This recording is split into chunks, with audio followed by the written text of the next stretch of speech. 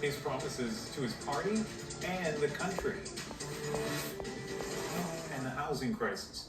Kate McKenna is... Because, quote, it's a really tough time to be a politician. Does anybody have a violin? But Poilievre's main focus is affordability.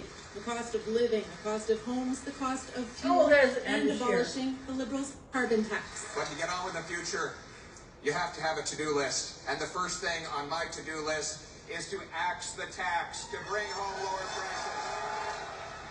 This convention comes as the party shows signs of momentum, money in the bank, and a bump in the polls. It also comes as many people are struggling. Mr. Trudeau, if you think life is tough for you, you should meet the carpenter I met at a Tim Hortons in the Sioux, who lives in a parking lot because he can't afford the rent.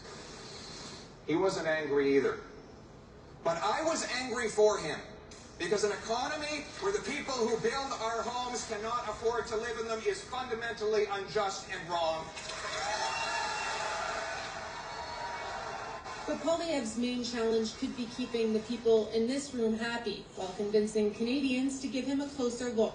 I don't think he has to really pivot or, moderate his message. I think he just needs to make sure everyone's hearing his message, make sure that it has the really broad appeal, and that he's talking with the kind of words and the kind of language that's going to resonate with real people. The speech appears to have been a hit with this crowd. This lineup of people, they're all waiting to get their picture taken with the leader.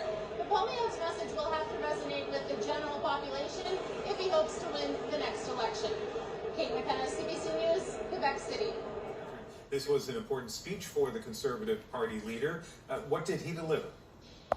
Well, Ian, honestly, it felt like an election campaign in the room tonight. Pierre Poilievre delivered an impassioned speech, a lot of it driven by stories of Canadians struggling to get by. And it did play very well with Conservative supporters in this room, but clearly it was designed to go well beyond the room. Take this line, for instance. An economy where people who build our homes can't afford to live in them is fundamentally unjust and wrong. That's something that you might expect to hear, say, from the NDP, and it's something that might have an emotional pull for pretty much anyone. But part of the question, the unanswered question hanging over all of this, the prescriptions that Poilievre is setting forth, things like curbing government spending, strong-arming cities into building more houses.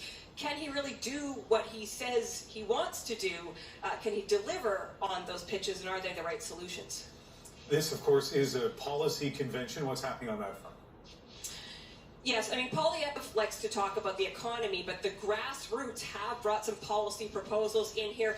One of them, potentially controversial, would ban anyone under the age of 18 from receiving life-altering medicinal or surgical interventions to change their gender. That was popular in the breakout rooms today. It's going to be on the main floor tomorrow. Ian, it could become party policy, meaning hot-button social issues, they are not gone for the Conservative Party of Canada. Catherine Cullen had the convention in Quebec City.